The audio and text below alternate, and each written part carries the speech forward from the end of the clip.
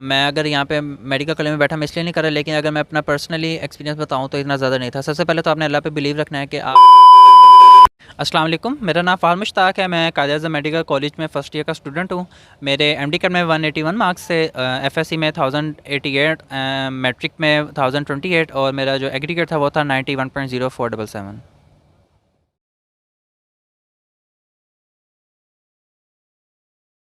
अगर मैं अपने एमडी कार्ड की जर्नी की बात करूं तो हमारी पीएमसी क्योंकि डिफरेंट डेट्स में हो रहे थे टेस्ट, तो हमारे पास 28 जुलाई को हमारा लास्ट एफएससी का पेपर था। उसके बाद हमारे पास 30 अगस्त से जो थे हमारे स्टार्ट हो रहा था जो एमडी कार्ड था।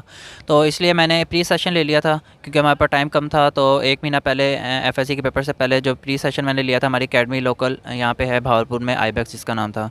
तो यहाँ पे मैंने एफएससी के साथ साथ जो है वहाँ पे प्री सेशन लिया था। उसके बाद फिर पेपर्स के बाद जो है वहाँ पे प्रॉपर जो है ना फिर वो एकेडमी में मैंने टाइम दिया था।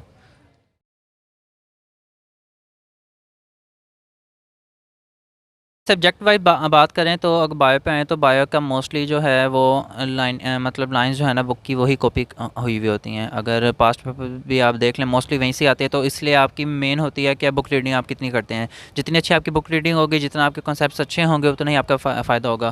तो इसलिए मैंने भी मोस्टली पंजाब क्योंकि टेक्स्ट बुक है उसको ही फॉलो किया था, उसका पढ़ा था। उसके अलावा हमारे पास फेडरल जो है फेडरल के मैंने रीड किया था, जो वहाँ पे एक्स्ट्रा पॉइंट्स थे वहाँ से उसको कॉपी किया था।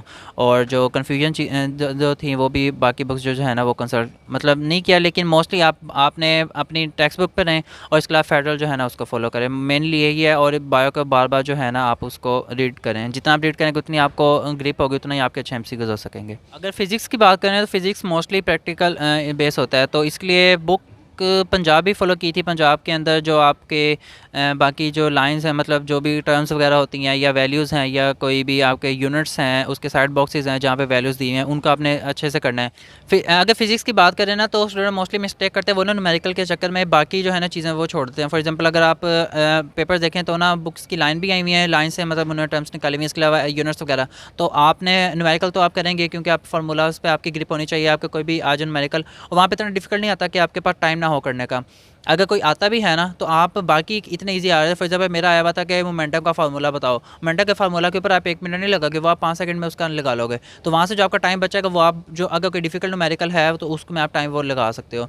इसी तरह आपने साइड बॉक्सेस हो गए, यूनिट्स हो गए, बुक की लाइन्स हो गई और कोई टर्म्स वगैरह जो होती हैं ना आपने उन पर फोकस करना है क्योंकि वहाँ से भी जो है ना एमसीक्यूज आ जाते हैं।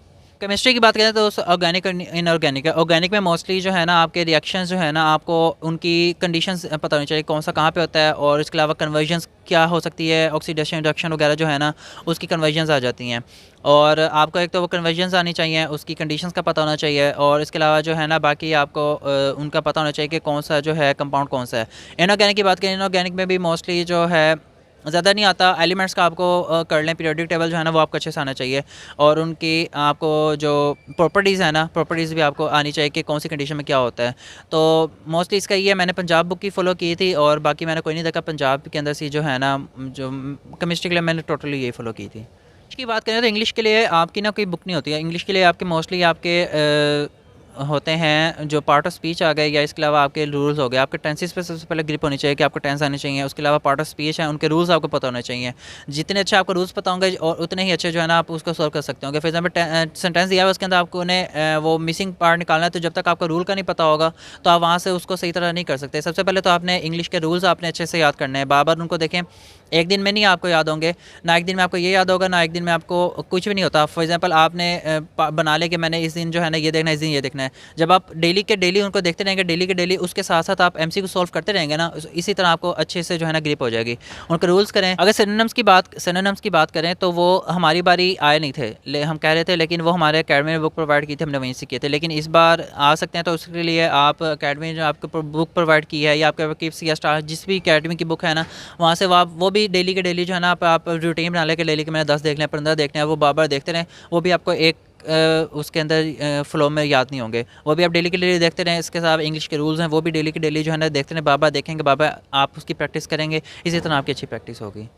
लॉजिकल रीजनिंग की बात करें तो वो भी हमारा फर्स्ट एक्सपीरियंस था और हमें उसका मतलब ज़्यादा नहीं आइडिया था। वो अकेडमी वाले ने हमें बुक प्रोवाइड की थी और हमें जो रूल्स वगैरह करवाए थे उसका भी इंग्लिश की तरह ही है कि आपको सबसे पहले जो उसके जो जो भी हमारे पास उसकी कैटेगरीज़ हैं कि किस तरह आ सकते हैं, अल्फ़ाबेटिकली हैं या हमारे पास न्यूमेरिकली हैं या हमारे पास रीजनिंग वाले जो उसके क्वेश्चन हैं, उसके सबसे पहले तो आप उसकी कंडीशंस को याद करने की क्या हो सकता है, कौन सी पॉसिबिलिटीज़ हैं हमारे पास, उसका पहले रिमाइंड करें। उसके बाद उसके जो है रिलेटेड जो है एमसीक्यूज़ करें तो वो हो जाएगा। और इतने डिफ़िकल्ट नहीं है, इजी ही होते हैं। अगर आप थोड़ा सा आप अपना दिमाग लगाएं तो वो आपसे आराम से हो सकते हैं। एमडी कैट अगर बात करें तो MD CAT to be honest इतना ज़्यादा नहीं है। मैं अगर यहाँ पे मेडिकल कॉलेज में बैठा मैं इसलिए नहीं कर रहा, लेकिन अगर मैं अपना पर्सनली एक्सपीरियंस बताऊँ तो इतना ज़्यादा नहीं था। सबसे पहले तो आपने अल्लाह पे बिलीव रखना है कि आप जो मेहनत कर रहे हैं आपके हक़ में जो बेहतर होगा ना वही होगा। उसके बाद आपने अपनी मेहनत पे बिलीव रखना है कि आप जो मेहनत कर रहे हो ना वो रहेगा नहीं जाएगी।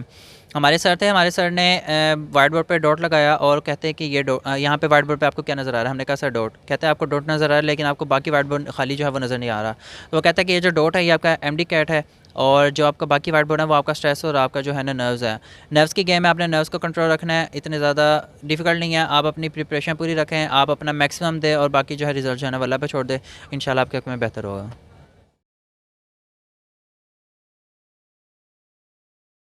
एमडे की बात करें तो ना आपने जो एक नाइट पहले जो है ना आपने सब कुछ छोड़ देना। मेरा था, मैं रात को मेरा फॉर एग्जांपल सुबह था तो मैंने रात को सब कुछ छोड़ दिया था। बुक्स वगैरह जो है ना शाम 5-6 बजे तक मैंने छोड़ के रख दी थी।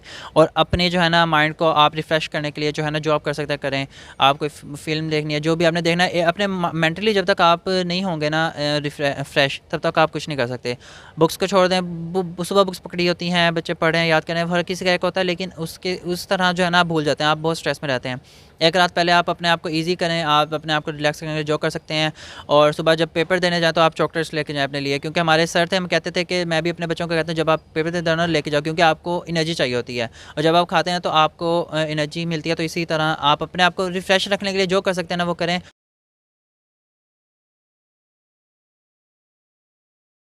आपको वीडियो अच्छी लगी होगी और इसके अलावा आपके कोई भी क्वेरीज़ हैं, कोई भी क्वेश्चंस हैं तो आप कमेंट सेक्शन में पूछ सकते हैं। अगर आपको वीडियो अच्छी लगी हो तो वीडियो को लाइक करें, चैनल को सब्सक्राइब करें और अपने फ्रेंड्स के साथ भी शेयर करें जो एमडी कार्ड दे रहे हैं और उनको मोटिवेट करें कि इंशाल्लाह वो इस बार एस कर जाएंगे। Thank you very much.